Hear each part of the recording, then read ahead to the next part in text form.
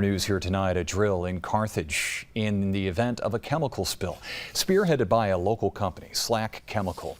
It also involved emergency responders, the hospital, and the school district. Here's 7 News reporter Chad Charette.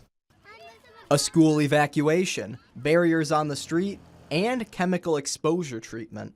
It was a chaotic Friday morning in Carthage, but for good reason, since all of that activity was part of Slack Chemical's emergency preparedness exercise. This is what we need to do to improve our overall community plan, and it worked well. The chemical supply company's exercise, which stems from the Environmental Protection Agency's risk management program, simulated a chemical spill. First responders with the Carthage-Wilna Fire District sprang into action. Some could be an inhalation hazard.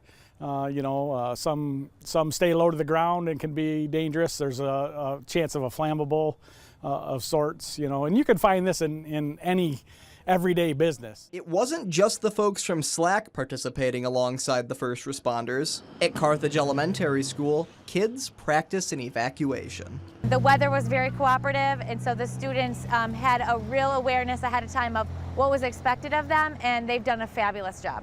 And at Carthage Area Hospital, staff treated 3 mock patients suffering from ammonia-related issues. It was good. It was good training.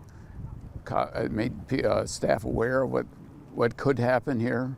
I mean, with Slack being a regular neighbor, it could be a lot worse. Although Slack doesn't have any more drills planned for the near future in the North Country, their Saratoga Springs facility will be hosting a similar exercise in April.